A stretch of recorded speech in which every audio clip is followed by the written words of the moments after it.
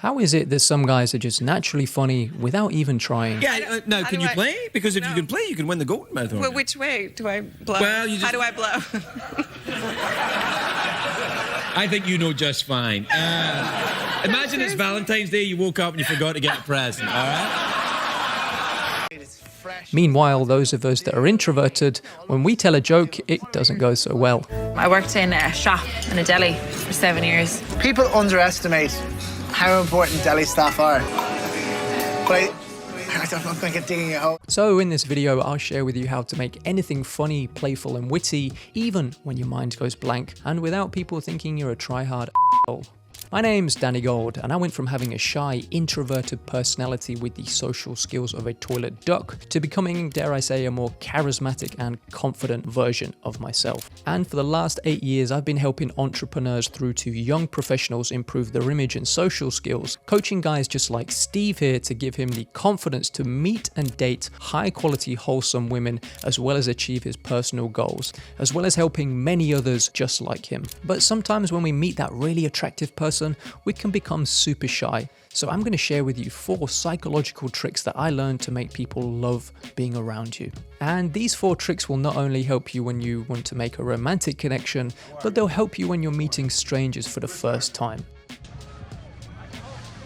What would you say if a guy walked in for an interview without a shirt on? And I hired him. What would you say? He must have had on some really nice pants.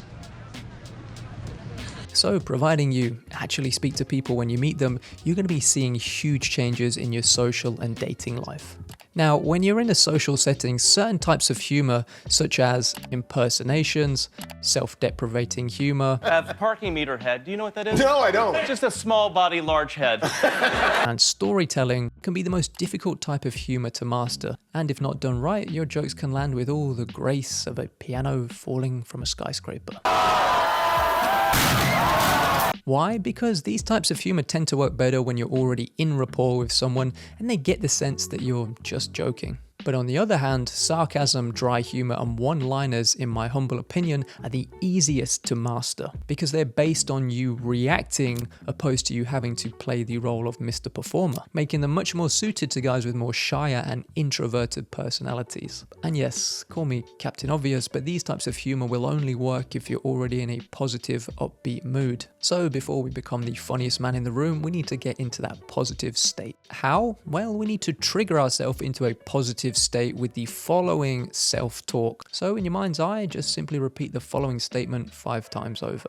I am a confident, fun guy and people love being around me. A lot of guys, myself included, who struggle with shyness can often dilute and filter their personality, often opting to play it safe with very generic PC nice guy answers, just so we don't rock the boat. So how we fix it? It's super simple. Simply leave logic at the door. So let's look at an interaction where exaggeration works. So here's a great example from Ryan Reynolds. Ryan Reynolds missing a tooth? What do you... No, these are all my teeth. What the hell's going on here? Ryan Reynolds is missing a lot of things.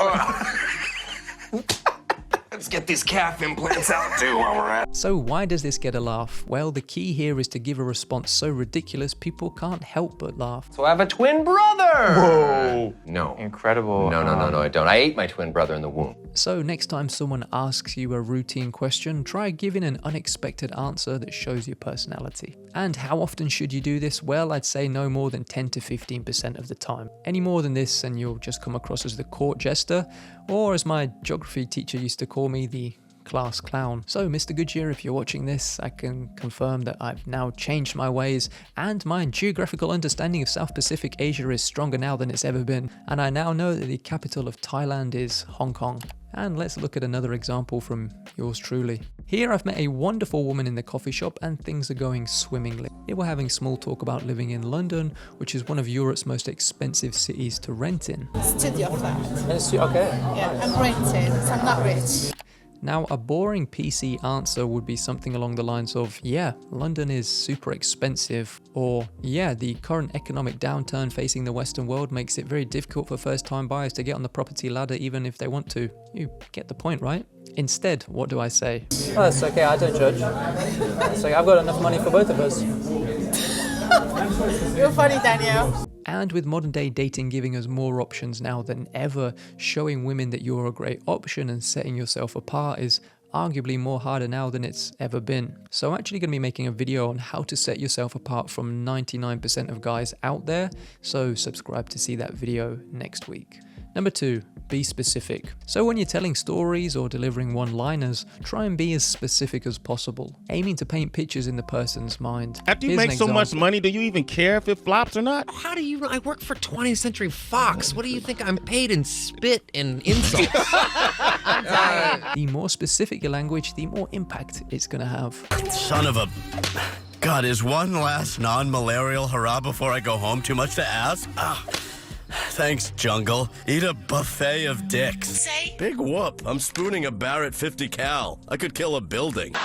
Well, my. Noel, I think you look like Rod Stewart has made love to a raven. And then over time, you'll see what works for your personality and be able to build up a mental library of material. Number 3, build and release. So whether you're telling a funny story or simply having banter with someone, it's all about building and releasing tension. Think about it like you're serving a 3-course meal. You wouldn't dump everything onto one plate unless you were really hungry or at Toby Carvery. Instead, you'd spread the meal out to, in this case, build up the metaphorical tension. Here's an example. And I'm with Power. Notice how I use a pause and an authentic answer to gain a laugh. Now, I'm asking you, how do you feel about dating in 2024? Oh, I don't date. That was not the right answer. So here's how you do it. Set up a scenario that gets people interested. Then just before you deliver the punchline, have a little pause. And here's the cool thing about the pause. That builds the tension even more. Because in that moment, people will automatically try and guess what's coming next. And then when you deliver that punchline that's unexpected or exaggerated, that's where the laughter comes from. And then the secret sauce is to be as serious as possible when delivering the line for extra impact. And in the case of just reacting with a one-liner, make sure that your answer is as authentic as possible. Sadly, we've run out of time. We haven't run out of time, Tim. Thanks. Time continues.